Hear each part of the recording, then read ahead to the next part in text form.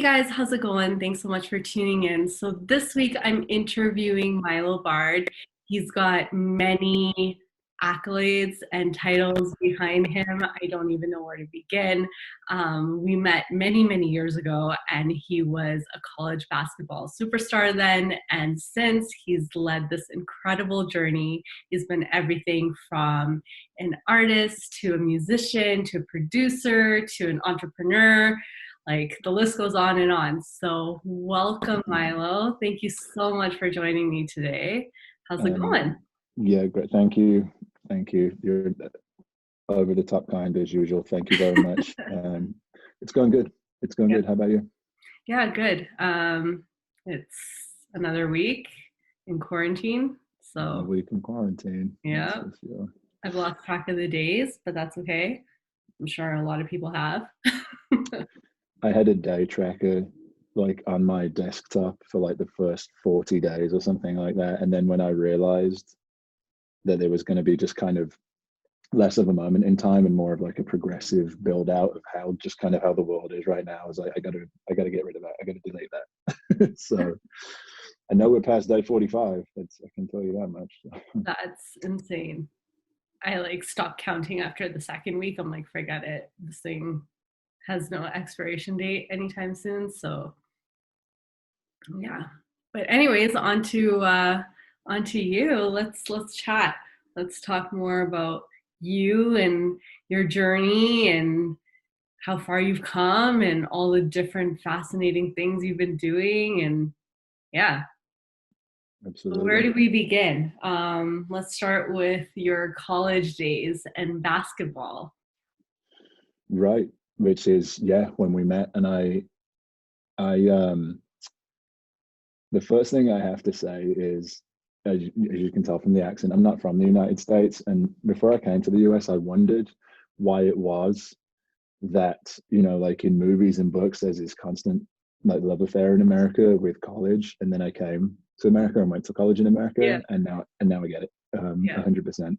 I when we met, I was still playing college basketball. I think I was maybe in my senior year,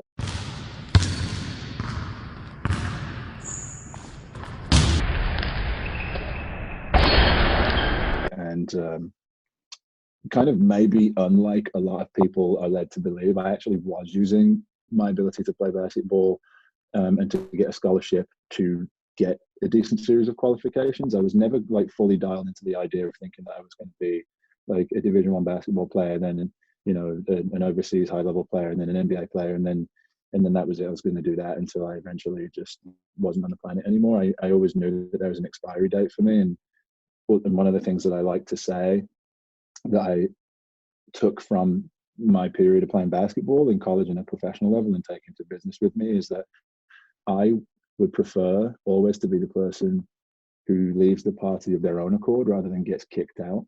Mhm. So I kind of set my own expiry date for my basketball career in the pros. Um, yeah, I had an incredible time playing college basketball. And I had an incredible time in college in the United States. It was kind of everything that every movie and book and publication says it's supposed to be. I graduated with a major in business enterprise and two minors, minor in psychology and also a minor in applied physiology. Mhm. That's a really complicated way of saying the following. My major in business enterprise is just kind of a little bit like business for dummies. It just is. I'm just going to be direct with you. So the psychology is an interesting story that I'd love to tell you. And then applied physiology is sports related stuff that at the time appealed to me greatly because I just have a fascination about how anything kind of in my immediate ecosphere works. So in terms of business and psych and the body, that just made sense for me. But I did, yeah, I had an incredible experience. And I knew that I wanted to play professional basketball and from a very kind of egocentric place. And there's a story about that too. But from a very egocentric place, I knew that I wanted to do it. I knew that there was a number in terms of money that I wanted to earn. And I knew that there was kind of, um, a level of prestige that I wanted to get to and to be able to demonstrate before I stepped away from that party, so to speak. And like I say, attribute any of the successes and accolades I've had to other people's belief in me, and I was very lucky. I had, a rock solid coaching system in terms of their knowledge and experience as basketball coaches, and also in terms of their ability to effectively communicate coaching, and believe in players and move them on. So I did play pro. I bounced around and had a great time in Italy. I did a little bit of work in the D League here in the United States, and ended up playing in Italy and Iceland. The whole time, I was kind of still investing my time and energy into figuring out what came next, knowing that there was a space for me in business, and I perceived that there was because of first of all my degree, and then also being that typical kind of entrepreneurial, having that typical entrepreneurial mindset, and not necessarily wanting to work for somebody else or to work to contribute to somebody else's dream, but wanting to do so for myself. And initially, what I thought, because I had my degree, my minor in psych, was my initial thought was I wanted to start a business that was oriented towards putting a lot of psychologists or psychiatrists under one roof and creating almost like a business pipeline for individuals who were struggling with self-worth in the business space, and to push people through that. And then I came to find out how much that would take in terms of not just financing, but in terms of qualifications, finding the right people that you could trust, and then also finding a client base that was willing to admit to the fact that they were struggling psychologically in a business space. And so that idea fell apart pretty quickly. Okay. Fair enough. So kind of towards the end of my period of time playing basketball, I was getting back into, to throw another card on the table, I was getting back into singing and music production a little bit, which is a background I'd always had growing up. I'd always been involved in singing and vocal production in a couple of different ways. I sang a lot in my church and always had kind of a little bit of a unique voice. So I always got the solos because it didn't blend that well chorally. Mm-hmm. And then I also, way back in time, studied performing arts in the UK as well. So I was involved in musical theatre. And so I'd always had a voice and a feeling for performance. Sometimes we say things that we really don't mean. We do things in between the lines, but we should do more to stand out. I'm sorry if I made you feel less than who you are, a little insecure.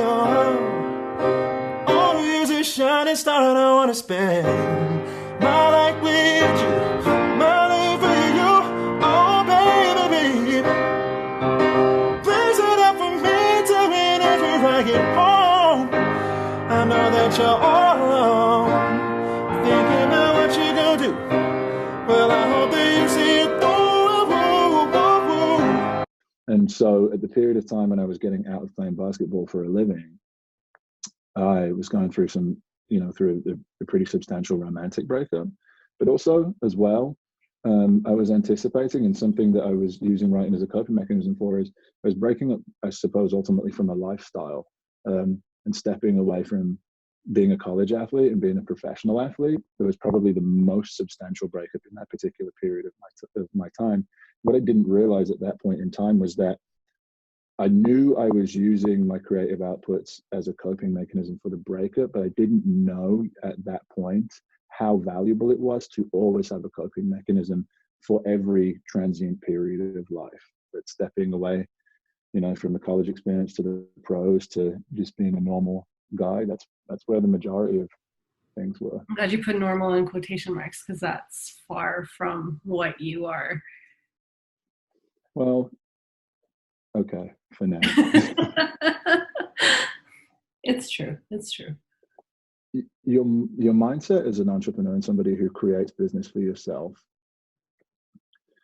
is an interesting one, and meshing that with professional athletics I found incredibly difficult. And here's why: because I like to, or at that point in time, I didn't understand the value of rest, and also I was a lot younger, so I didn't have to invest as much time in rest.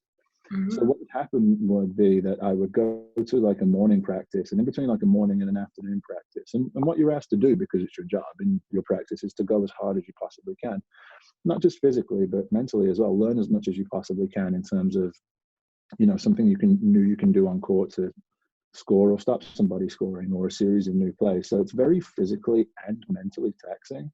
What would happen was I would, kind of similar to how things are with COVID-19, I would go to the practice and I'd come home, and then I'd be at home and I'm like, well, I've got 4 or 5 hours. What am I supposed to do with it? And the answer to that is nothing. You're supposed to rest and recuperate and prepare. But for me, just because of the way that kind of my psychology is organized, I found that like waste time. So I would try and find stuff to do with it. And then ultimately what would happen would be kind of psychologically or from a mental place, I'd become quite tired. So what was coming next, the idea of being a business person, building for myself, and entrepreneurship, eventually started to eat away at the career of basketball that I was having. So it became very obvious to me that it was time to make a move, and make a move to something that was more sustainable. Right.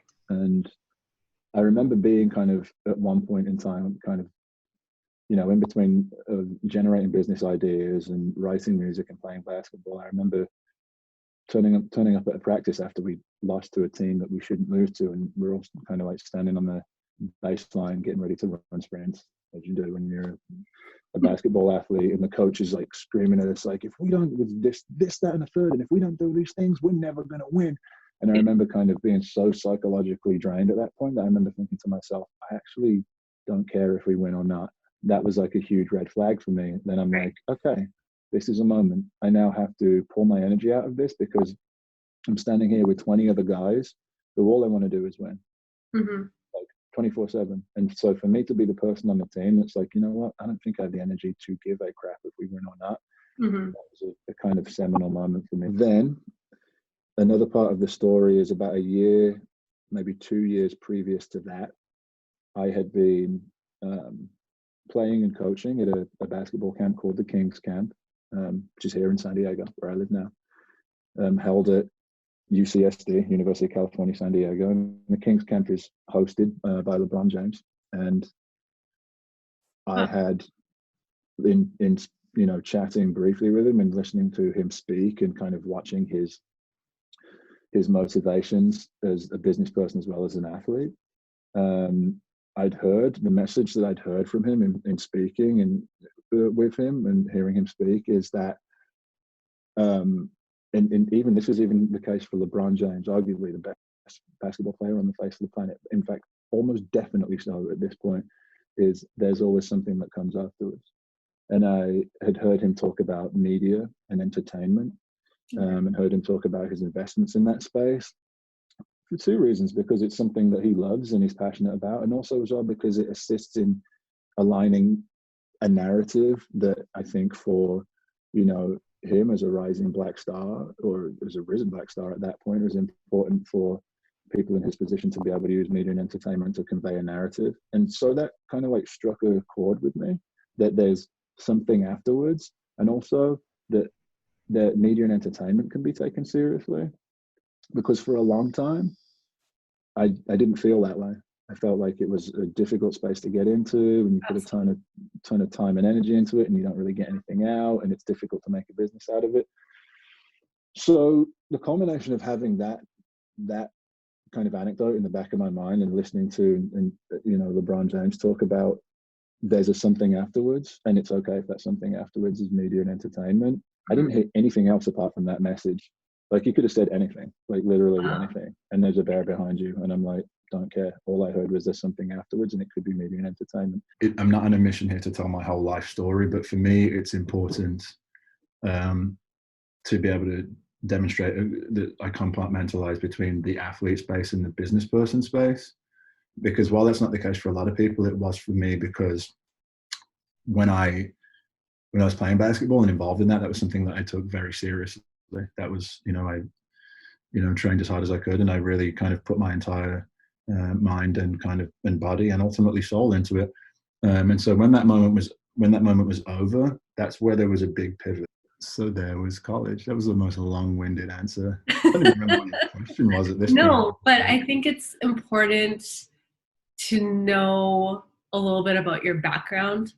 I'm not a firm believer that where you come from necessarily means where you're going. I think people evolve and change and can kind of like direct themselves to like where they want to go eventually. Like I think it contributes to who you are. I don't think it defines who you are, like your background. That's how I see things. But I think it's important to understand that. I 100% agree. I would say this. I think that, I think that it's about self-awareness. I think a lot of people either are never clued into the fact that you should learn as much about yourself as possible, or if they are clued into that, they either don't have the time or they're too kind of scared to do it. Mm-hmm. I was kind of muscled into this idea, and here's why. Is I grew up for a single parent family. It was just myself and my mother. My dad was rarely around. I've probably met my dad for about like 12 consecutive hours in my life. And then also as a product of a mixed race background as well. There are some like, I always look at it like this. There are some incredibly like cliched things that I am, like, oh, so you're tall, so you play basketball, then you have a voice, so you have to write love songs, and you're from a single parent family, so you have to, and it's a mixed race single parent family, so there's something there, and it's, there's like a whole series of like terrible cliches that I am. And so I tried to ignore that for the longest period of time. And it eventually came to a place where it's just kind of like, I have to look at who I am. Yeah. I have to look at who I am and why I am that person.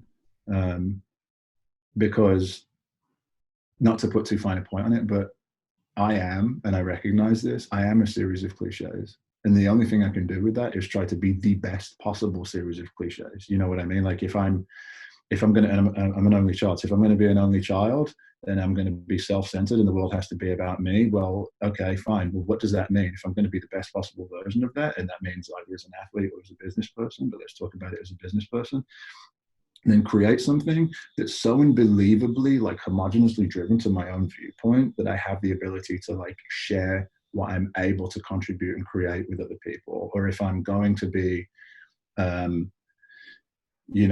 mean, it's a really easy one. Like if I'm going to be tall and be a basketball player, like be the best dang tall basketball player that you can be, because I am ultimately, and a lot of us are a series of horrible cliches, and we have to look at that. But we get lost in this idea, and entrepreneurs are just criminally good at this. We get lost in this idea that we're so special. And I'm not denying the fact that we are, each and every single one of us is a unique individual. We are. We are. We're completely special. I'm gonna, kind of put that. No, we are. With absolutely no doubt. However, that doesn't mean, and this is a recent conversation as well, that doesn't mean that we can't be knocked off the pedestal that we place ourselves on, or that anybody else places us on, by somebody who's simply willing to outwork in terms of competition. So, and now I'm no longer talking about basketball, although that's equally as much the case. But here's the deal. In the business space, part of the company that I've created, one of the things that we do, and we do well, is we assist rising businesses in branding themselves, marketing themselves, and seeking funding. And so I see quite a lot of business ideas kind of coming into my inbox. Incredible, brand new, vibrant, never been seen, never been heard of before business ideas. And then there's like 12 of them all on top of each other, and they're all exactly the same, incredible, vibrant, never been seen before business idea. And so ultimately what I'm saying is, we as entrepreneurs respond to a need that's provided to us, and we're all dealing with like the same basic needs that are coming out of societies and humanities. So the business that you're creating might not necessarily be as unique as you think it is. 100%. But what it is a product of two things. Well, three things. The first one being work. But the latter two being this: how hard you listen, and again, with the pivot, how willing you are to pivot or be flexible. So here's kind of how that works. And I will dive into kind of more of what I do and more of what I've been able to create as a business person. Your super unique idea that you have, only you can do it the way that you can do it. But that doesn't mean that you should ignore a response to, it's a pretty typical business response, right? There's a need and a fulfillment. But here's the thing that I always say on emerging business front: as unique as your idea is, be a competitor. And the best way to be a competitor is to listen to where the easy wins are. You know, as there's a need and a response, fulfill the immediate responses that are going to get you the noticed more quickly. And then when more needs come through the door for you to respond to, don't be afraid then to pivot, as we talked about, like pivot and cope, right? The successes that I've had, you know, aside from being able to move quickly through the losses and the hardships, the successes that I've had where I've been able to gain momentum and keep rising have been rooted in behaving like I'm unafraid of anything, even when I like ultimately am, because there's a ton of stuff I'm afraid of. But behaving like I'm not afraid of anything, behaving like, you know, if I put some money into this and I don't make it, I don't know, like my family will bail me out, or, you know, I don't know where that comes from, but approaching everything in the entrepreneur space like you have a golden parachute, like you can't lose, has been extremely productive for me. And I don't know where it comes from. I didn't make it up. It's not a tactic. I didn't read it. It wasn't like, what can I do to be super successful? I'll just do this. I have no idea where it comes from, but I would advise it. It's a lot of, like, I'm hearing a lot of confidence, right? Like, you have to be confident in yourself to take all these risks and just keep going and being like, okay, that didn't work out. Like, I'm not going to like have your moment, have your day, have your week or whatever, and like feel it. But then you're just like, okay, next, like, now what? Right. Right. And you know what, actually something that you just said is, and this is important because we've talked about coping.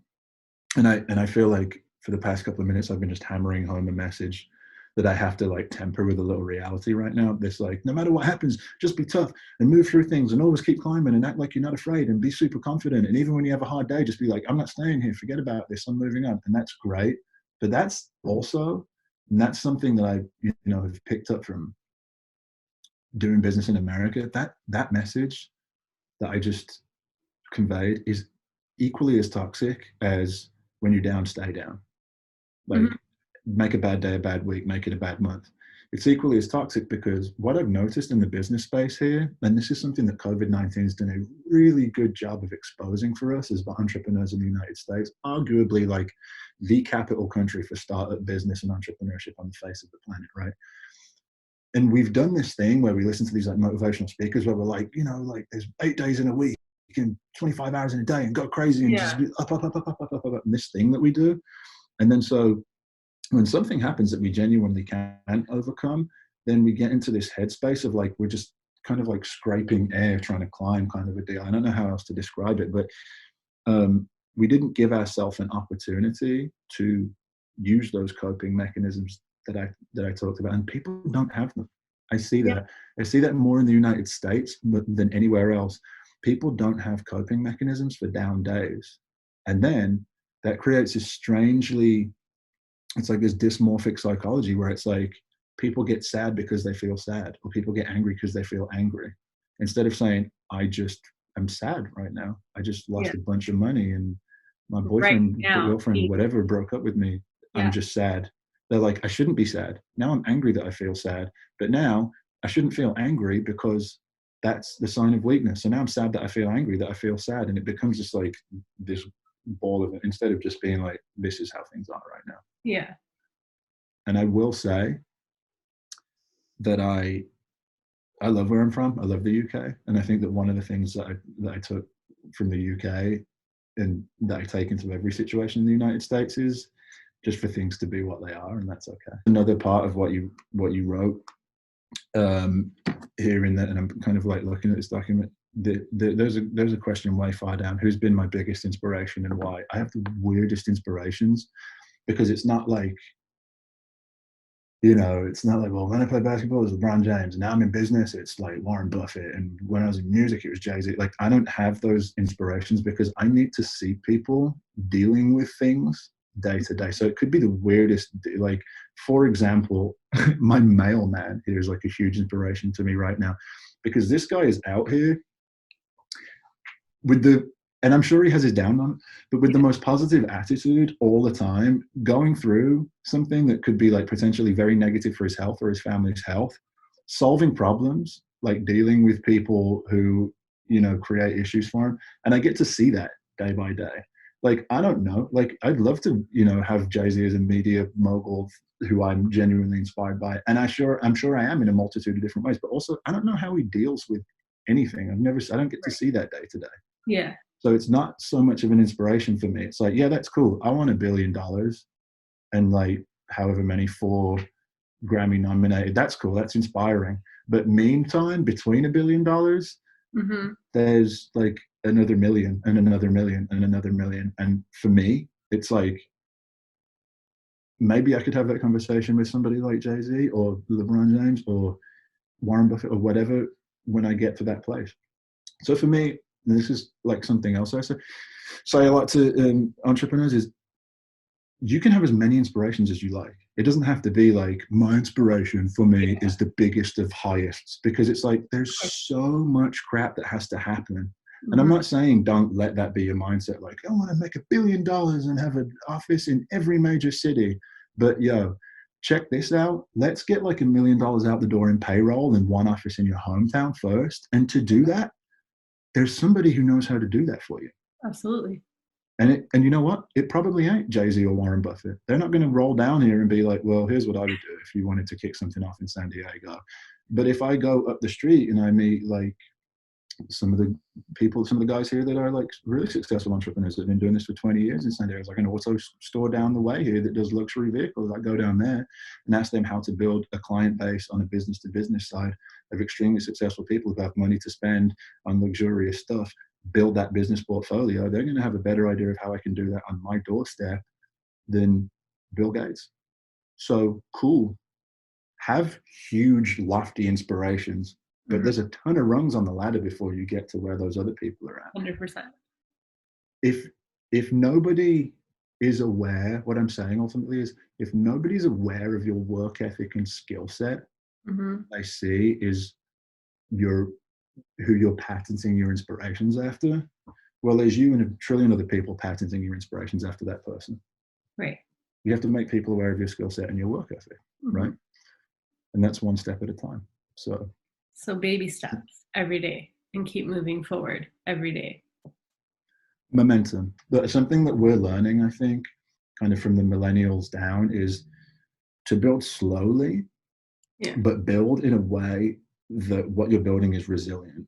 And in sports and entertainment, media and entertainment, they run so close to advertising, marketing, and branding that here's how that basically works: is it is better, instead of doing this thing where we look to these inspirations and we're like, I'm gonna do a movie and get paid $1 million for it.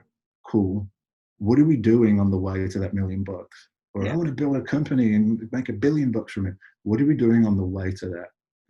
How are we making sure that as we scale out, we're capable of scaling in as well? And something that COVID-19's exposed for us is we are trash at scaling in. We're not great at it. We scale out very quickly on kind of like paper drinking straws, and we have this incredible, beautiful, huge company, and then you drip a little water on it and it all starts to fall apart. Well, something that's always been of highest value to me is, instead of just jumping straight for the $1 million, get 1,000, get 10,000, get 100,000, get 500,000, get 700,000, and get $1 million. And on the way, you're building a rigid framework here that will allow you to be able to scale back in if need be, because you can always knock it back a little, as opposed to, well, shoot, we only know how to make $1 billion, and if we can't make that, we're making nothing. Well, okay, what? You know, as much as you save, it costs a ton of money to run a business, and if you can't scale back, provide some rigidity in your infrastructure of wealth, and what do you have? Now, I'm not saying that's easy. As a as a producer or an actor or an athlete, it's not. And that's why a lot of my work in the company that I've been able to create for myself now is in advertising, marketing, and branding. Like in terms of developing, again, these coping mechanisms, one of those things that we have to take on board as entrepreneurs and creators is that I don't know how else to say it other than we'll never be comfortable. Like, we'll just never be comfortable. It's not who we are. Yeah. We are not those kinds of people who just, you know, we've all got these incredible friends. Some of my best and favorite friends who are just like, cool, graduate high school, grab a significant other, start having kids, get home, cool, done, finished. We need those people so much from a spiritual and psychological standpoint, because they're like a solidification of what we need when we need to return to somewhere to feel grounded. From an economic standpoint, because frankly, they're the people that keep the economy turning over while we're out here having idea number 100 that's not working. Yeah. We need those people, but we aren't those people.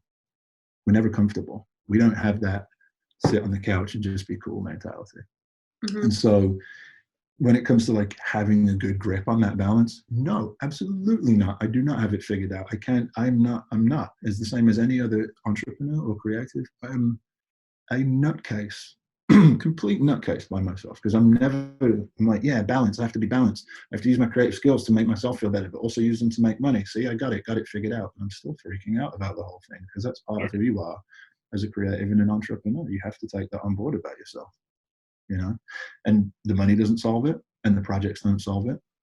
Like, I've worked with some incredible people in my career that I'm like, that's it, I've made it now. Like, I've worked with that person, and then it's like the next week I'm like going crazy again, or it's like, wow, I just inked an incredible deal for the company that's going to get myself and all the people that work for the company paid very handsomely, and I'm like, man, that is cool.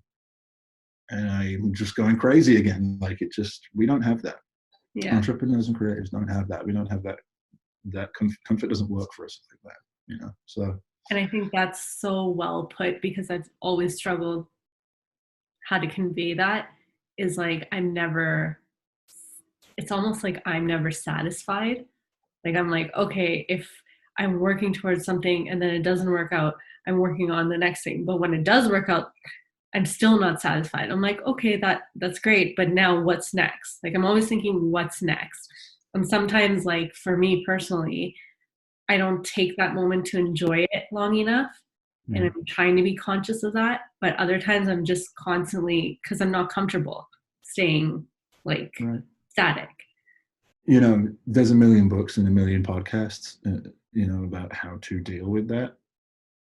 I don't know everything, but I know enough to say this. I don't think that they're ultimately, in terms of dealing with it, like eradicating that feeling, I don't think there is. And here's why. And you just wouldn't want it. I don't think that any of us would want that. You know, we all know like an entrepreneur or a creative who's just like complaining about, I just didn't get any sleep last night because I was up working on painting this painting, or doing this piece of graphic design, or writing this song, or writing this script, or learning the script, or whatever it is. Yeah. And it's like, God, and it's like, man, like, but we love it. The same as like entrepreneurs is like, I can't make it. I have like 25,000 calls today. I can't do it. I don't have the time. And you're like, wow, they seem really stressed out. We don't want that. It's not in our mindset. It's not in our makeup psychologically.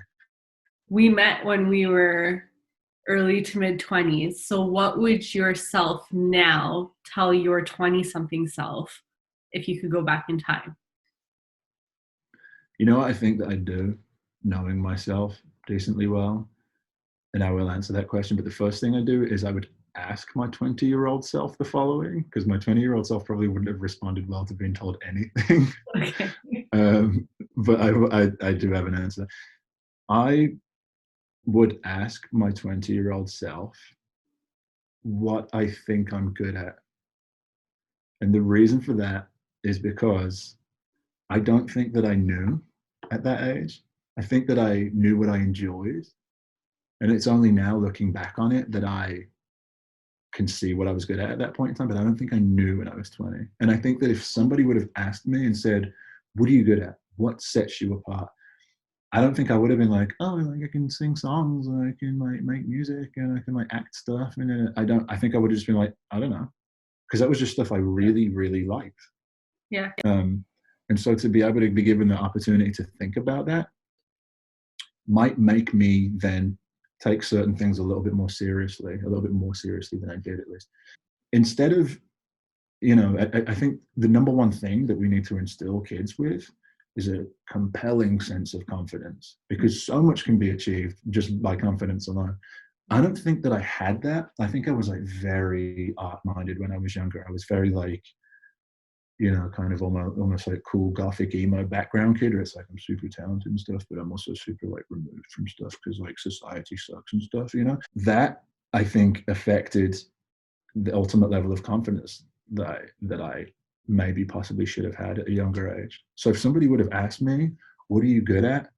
And I would have been like, this, and then they would have been like, do this, like, be confident, but go head and shoulders bigger. So, and because I really feel that, like, I feel like we should instill kids with a massive sense of confidence. Like, that's what we should do, because somebody somewhere is coming along, with all the confidence in the world and probably half the ability, and they're taking the job or taking the money or taking the boyfriend or taking the girlfriend or taking the car or taking the house or taking your spot at the beach. I don't even know, but they're just coming along with half the ability and 2 times the confidence, and then you're like,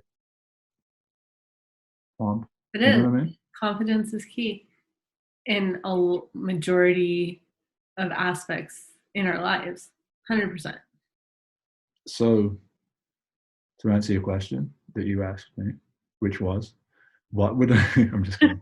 But yeah, what would I tell my 20-year-old self? I wouldn't. I would ask him what he's good at, and then when he told me, I would give him all the information I had on how to be head and shoulders above that, and I would tell him that the most important thing in the world is be confident at that. Be like obnoxiously confident at that, and back that up by figuring out what you got to do to be head and shoulders above the rest. You know what I mean? Like, find the next nearest competitor and beat them, because that's how things are in life a little bit. So, does that make sense? Yeah, 100%. I like it. And you know what else?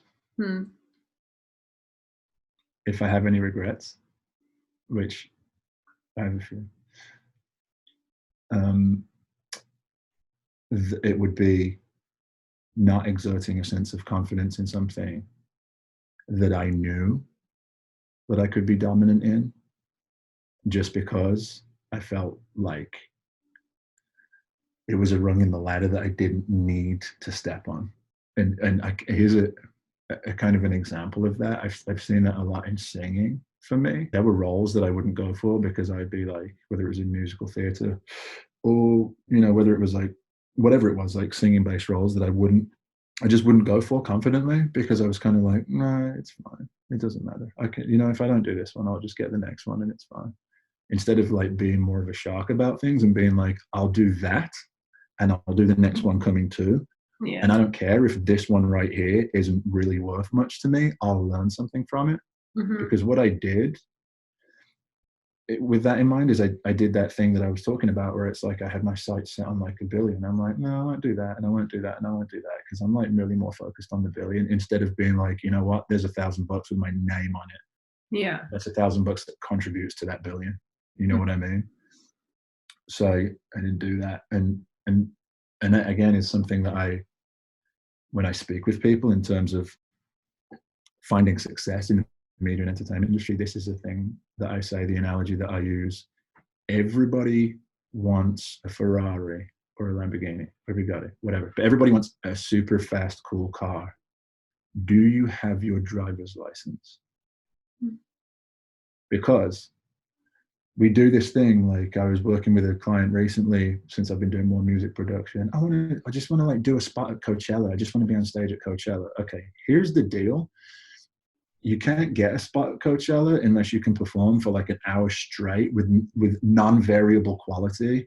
Yeah. Be able to lead a band, probably do a ton of dance moves and all that kind of stuff.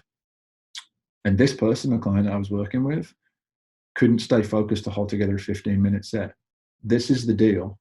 Like, you're not going to have Coachella unless you can do the coffee shop. You're not going to have the Ferrari unless you can drive the Honda Civic. You got to work your way up. You got to. Yeah, right. Okay. So here's the deal. I'm not talking crap about your local coffee shop or your Honda Civic. I'm not. But what I'm saying is, you have to begin somewhere. Like, this idea and the internet has fed into this kind of negative perpetuation that we have, to where I'm just going to sit at home and I'm going to blow up on the internet and then I'm going to make $1 billion and it's going to be fine. Mm-hmm. So we don't go out and do stuff. We don't get the small ones. So it's like, literally, you stand a chance. Like, if you just did every coffee shop, an acoustic set at every coffee shop, you're closer to then pulling off your Coachella performance than you are sitting at home and just releasing a track every now and then. Yeah. Same as if you go jump in get your driver's license and go jump in your like 95 Honda Civic that's like kind of a beater and you're cruising around, okay, you might pull up at the lights next to somebody in their Ferrari who's like, hey, how you doing? You're like, hey, how you doing? And then you end up getting to know him, and then you get to drive a Ferrari, as opposed to just staying at home and being like, I'm going to make $1 million and spend it on a Ferrari. Like, you have to do the rungs in the ladder.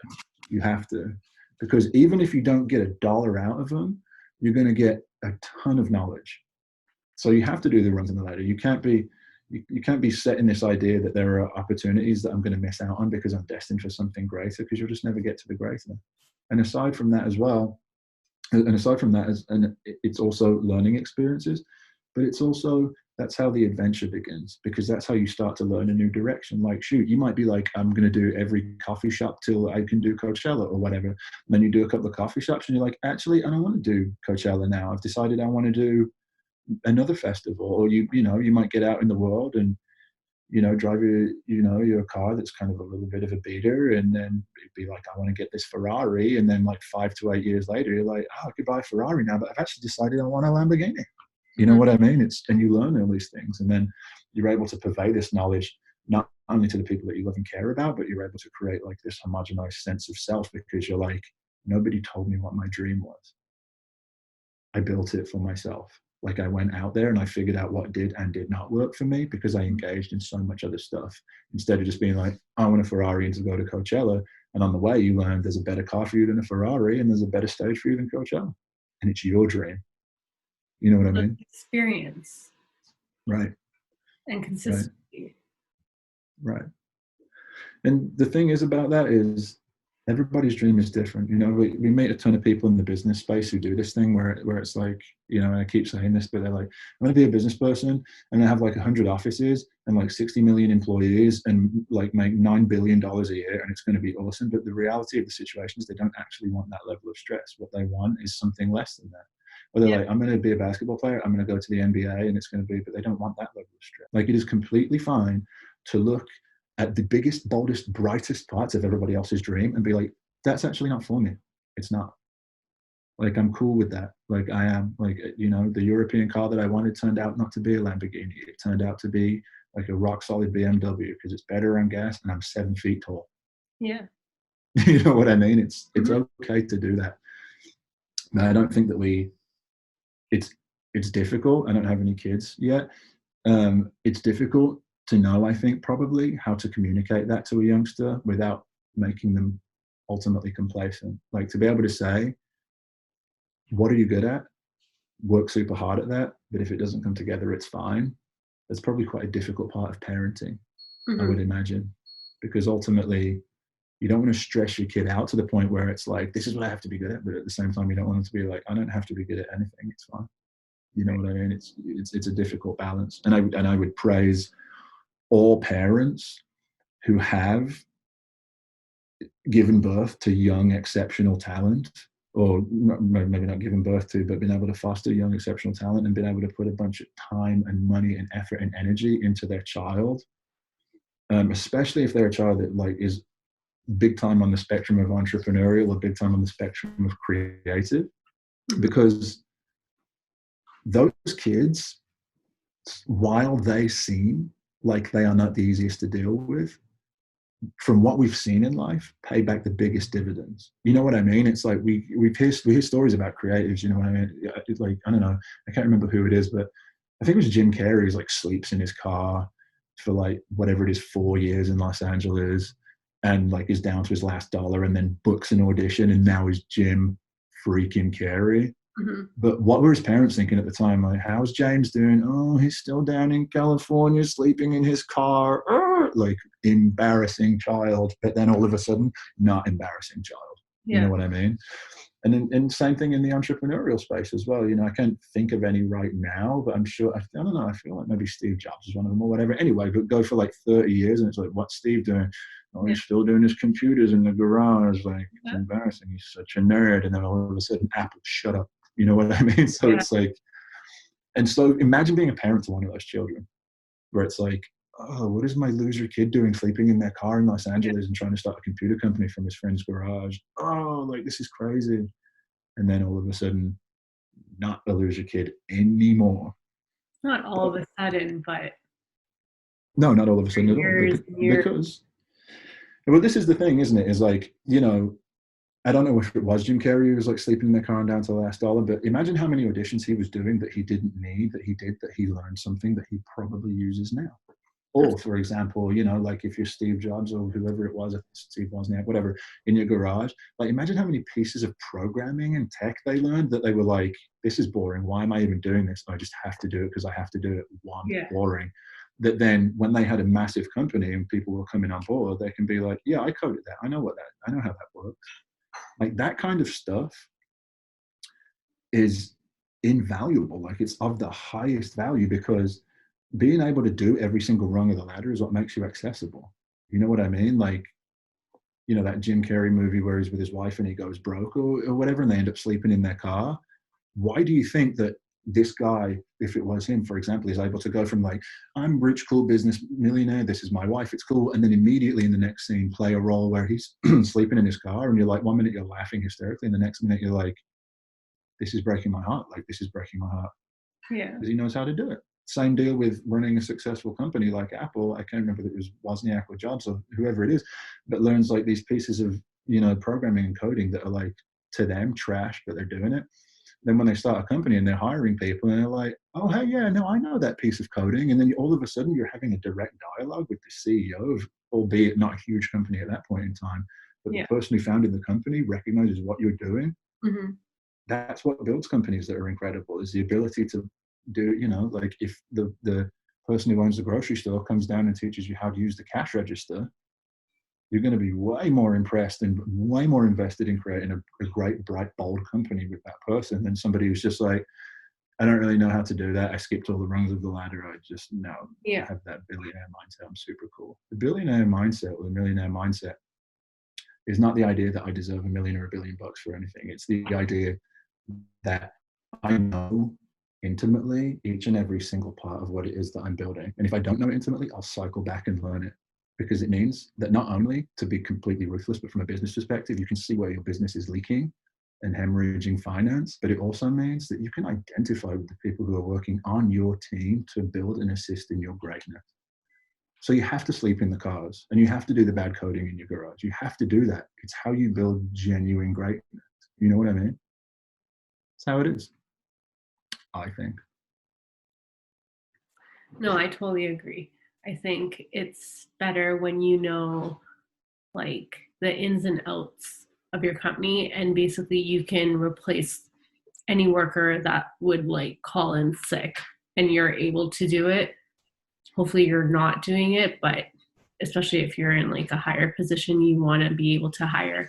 Like the best example I can give you is if I owned a hair salon, I'm not just going to manage it from a business perspective. I want to learn how to do hair.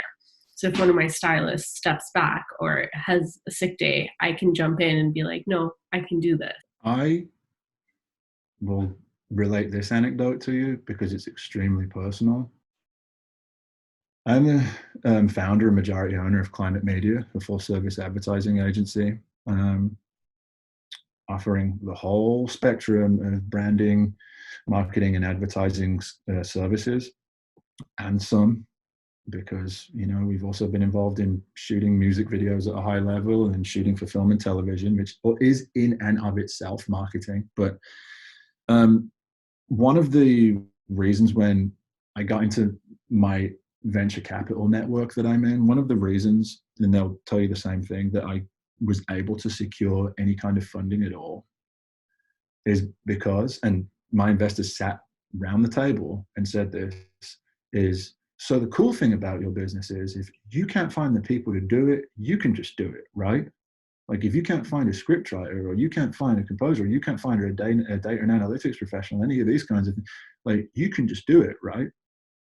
Yep, cool. I didn't realize how much value that had at the time because I was trying to be like big bad boss where I'm like, yeah, I could, but I'm not going to because we're going to hire people to do it. And I'm a super big deal, so I'd never have time. Not realizing that that's not the case at all. Like the super big bad boss is the person that invests their time in learning every single part of the company that they're dealing with. That is the super big bad boss, because that super big bad boss is the one that you want to be because they know everything, not the one that's just like, I don't know why we work for this guy. He doesn't know anything. You know what I mean? So yeah, 100%. You know, whether you're cutting hair or whether you're, you know, reading a data sheet to figure out what people want to look at so you can create a piece of content for them, or whether you know you own an auto shop and you can fix every part of a car. Now, where the difficulty comes in, because you're 100% correct, where the difficulty comes in my experience, has been hiring and delegating. Because then you come to a new space where you're like, I can do all of this, and I can do all of this exactly how I want to do it. And if I did it, it would be perfect. But here's the deal. You're wrong. If you doing it means it's perfect, you're out of your mind. What that means is it's perfect for you because that's the size and shape of your ego, because it's the size and shape of my ego. Yeah. It just is. Like, I had the hardest time hiring people to do jobs that I felt like I could do myself, because I was like, they're just not going to do it well. This is how it's not going to be good. It's not. And then even when they did it, it'd be like, yeah, this is not great. Like, this isn't good. I've like hired people and they're not very good, and not, like, now my whole world's crumbling down because now I trusted them and now I have to pay them and da-da-da. And then all of a sudden something happened, like a client would see the work, or, you know, it would go out as like a piece of like very data driven, and it would return incredible numbers. And it's like, these people are incredible, you know. And so that's part of the pivot and cope as well, is that's the roller coaster that you go through. And I'm not negating, sometimes you do hire people who aren't super well suited to what you've hired them to do. Yeah. You know, that's part of it, and you have to deal with that as you go. But learning to hire and delegate, like the hiring process for me was like the most difficult thing ever, because I was like, somebody could bring me like a resume this thick and I read it all and I'd be like, they've done more than I could ever possibly do with my life. They're literally a genius, but they don't understand my business. And for that reason alone, they're not going to be very good at it. And you're like, what, are you crazy? From a bipartisan standpoint, if you, from the outside looking in, you just look like a control freak nutcase. Give the person the job, give them the job. They're probably going to be incredible at it. And you know what? They were. Let's pivot. Let's talk about music. Pivot and code. So tell me, are you still making music? Are you still producing music? What are you doing? Because you're very talented.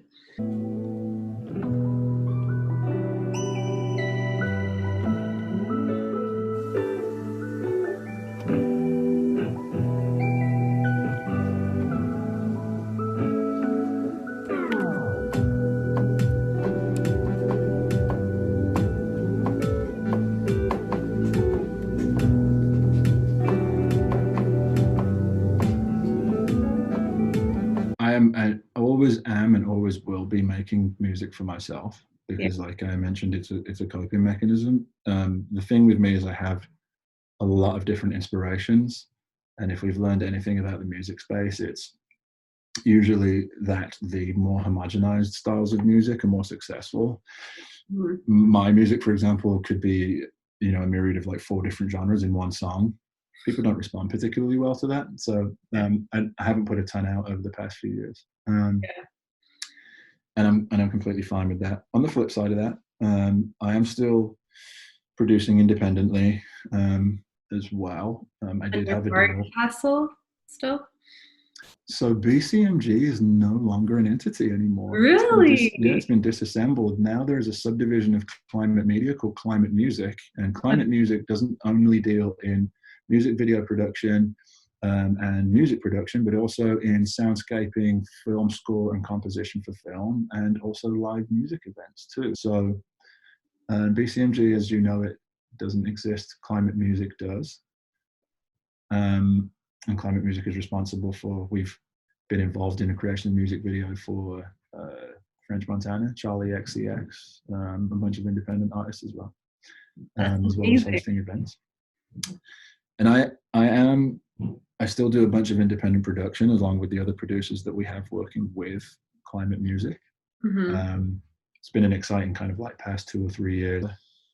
We've been able in the creative space to do some incredible stuff in the past 3-4 years. We do, like I say, we held the trademark for Sunday Fun Day, and we've been operating that.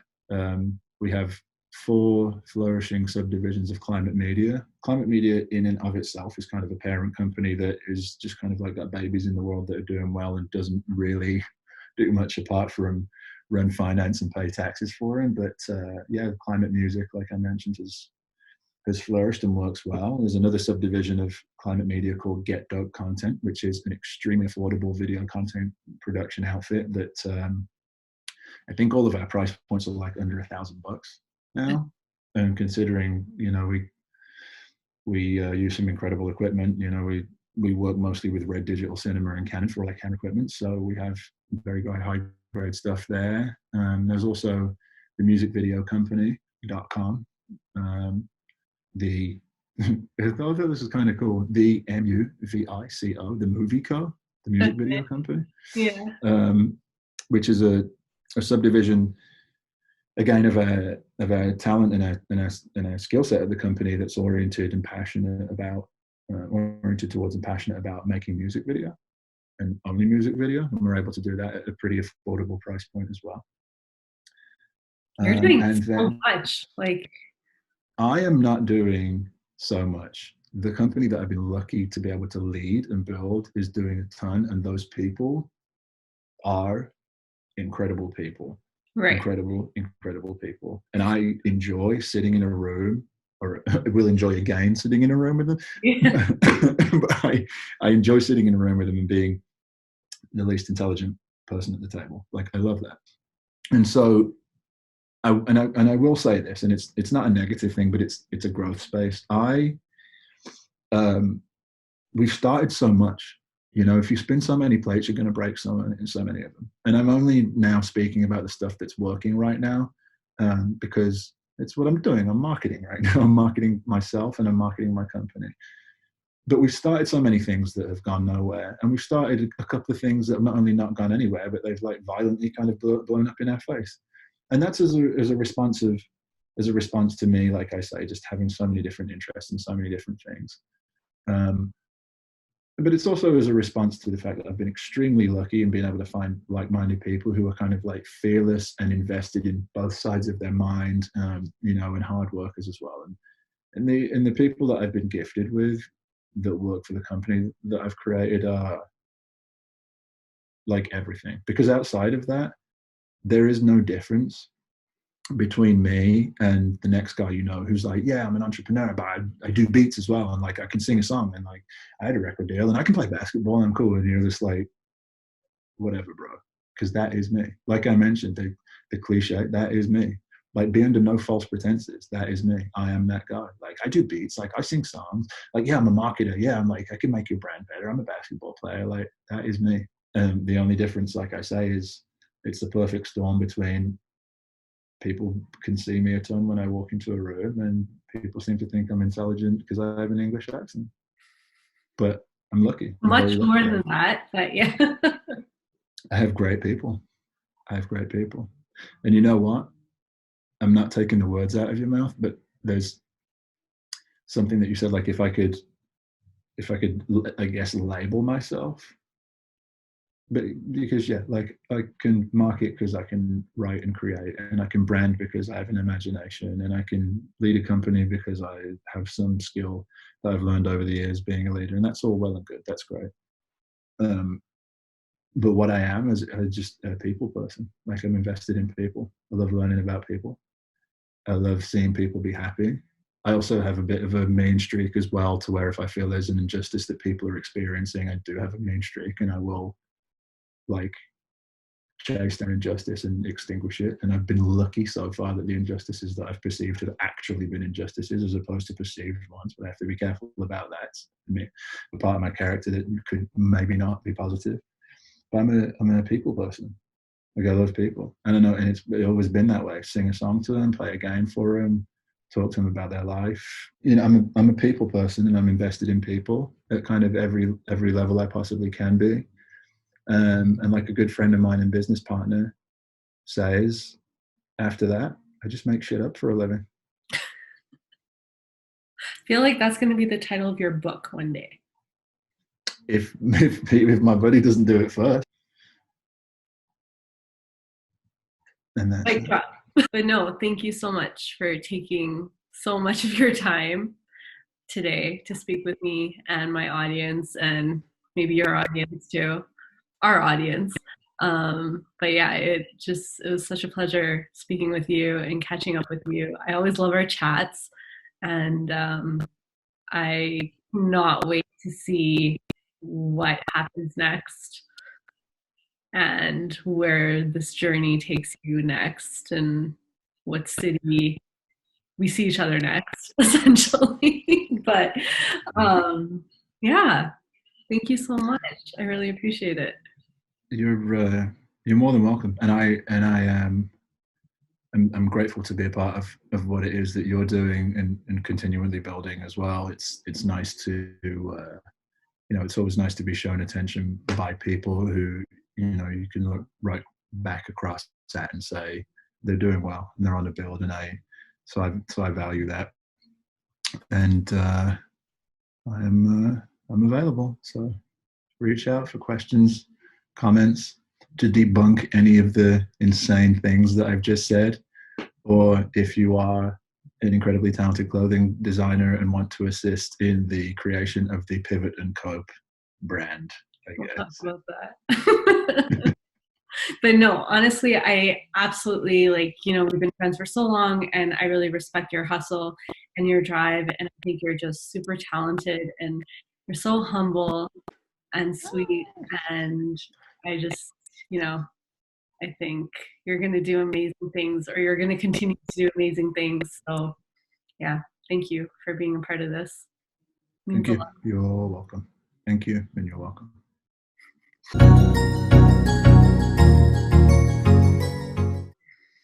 And cut. And you go. I don't know what else to say after that. That's all I got. That's all I got. That's all I got. Okay, Leo, thanks. Right. Bye.